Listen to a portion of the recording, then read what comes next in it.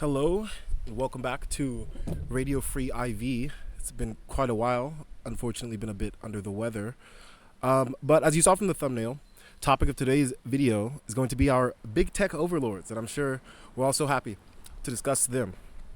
But the reason I'm making this video isn't just to talk about our big tech overlords, but it's to talk about the fact that we keep talking about AI. We keep talking about this technology that's going to change the world, that's going to revolutionize this and revolutionize that. And we don't talk about the real question, which is who has the power. So I have an approach to this where I think that over the course of history, there are a number of times where you can see that the people in power, they use the emergence of a new technology. And they said, no. We may be in power now, but this new technology your life is going to be so much better. So if anything, it's like this new technology, because we created it, we're not even in power anymore. We're giving it to the people, okay? And that's silly. It's silly. It's silly and it's ridiculous. Because at the end of the day, what you have to understand about society is that society is built on social relations, not technological ones, social relations. The person, like an economy itself, people going to work, people producing things, people receiving wages, all of those things are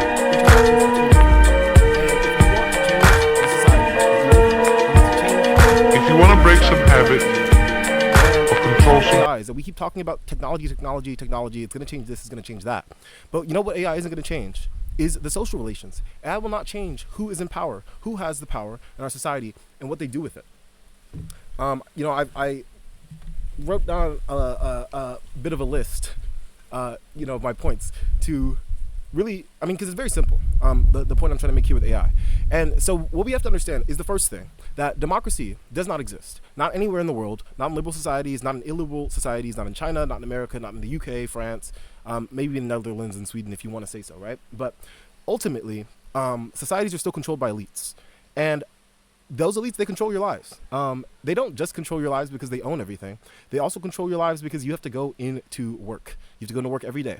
And by having employees, by having a labor force, those elites, those people with the power in our society, are able to use their power for whatever they want, which gives them even more power than the power of already owning things, right? But there's another thing to consider with these elites, these people who control our lives, which is that they don't care about anything. They care about money, exchange value. So there's this Marxist distinction between use value and exchange value, right? So if you are eating your cereal from a bowl and you purchase that bowl for $1.25 from Target, obviously years ago because they're not that cheap anymore, then you may have used money to purchase that bowl, but you have that bowl because of its use value, not because of its exchange value, not because of just the money itself. That bowl isn't an asset. It's not something it's an asset, but it's not going to grow in price and you're going to sell it on the stock market.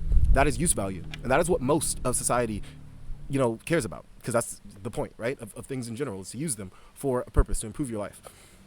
But our elites only care about exchange value, and that's an issue because we are humans. We are natural beings. We are creatures of this world. We are irrational.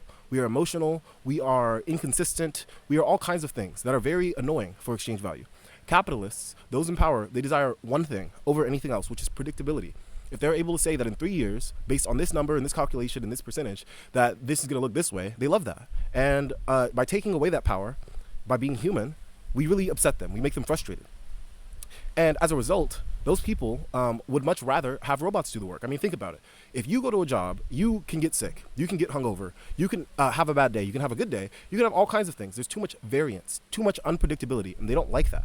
And so they want to replace humans with AI, not because this technology is going to change our lives for the better, not because it's so revolutionary for us and for you, but they want AI to infect everything, because once AI is the employees, once AI is the source of their power, the way that they're able to, produce things that they want, or, change, have a social media app that controls the way people think about this or whatever other thing, then they don't have to deal with humans. And that's because these are fundamentally, inhuman people. Their economic principles are against what it means to be human.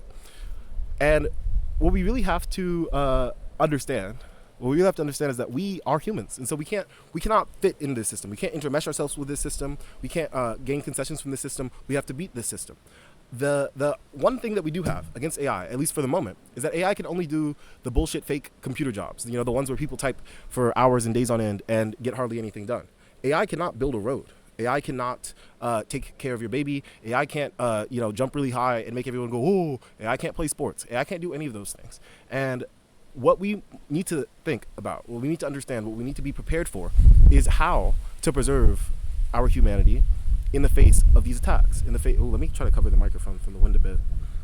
Is how to preserve our humanity in the face of these attacks and how to continue to exist as the fundamentally irrational, inconsistent creatures that are not only concerned with use value. And that's something that they don't want. So when you're thinking about AI, as much as the technology is in some ways upsetting, don't focus on the technologies. Focus on who is in charge of those technologies, who controls them, who is deploying them, who is developing them. And in that thumbnail, I'll go off on the list of all the people there. You have Alex Karp of Palantir. He wants to murder people with AI. You have Mark Andreessen of Andreessen Horowitz, which is a venture capital firm. Jesus, the lighting is surely not doing me the best of favors here. Andreessen Horowitz, he wants AI to turn this techno revolution. It's nonsense. It's just words to keep the public ingratiated, to keep the public distracted, to keep the public content. You look at Mark Zuckerberg. Mark Zuckerberg is an inhuman little creep. He doesn't know what human emotions are. He doesn't have enough friends growing up to have them. Unfortunate, but that's the case. I wish it wasn't, because then we wouldn't be in this situation. Elon Musk, based on that photo, tells you a lot about what Elon Musk thinks, what he prioritizes, what is important to him, because that was at the inauguration of our current president. And I think, am I missing anyone? Jeff Bezos, Elon Musk, Andreessen Horowitz. Oh, and Sam Altman. Sam Altman is genuinely like if the devil himself came to Earth and just decided to be a little silly with it, but also go full court on the devil stuff in the background when people wouldn't notice. But my point about all these people is that they're weirdos and they're bad people and they don't like you. They don't like your humanity. We have to fight against them, not just because they're developing an AI technology, but because they have all the power in our society and all the power over your life. That's not a sustainable situation, and it's not something we should tolerate.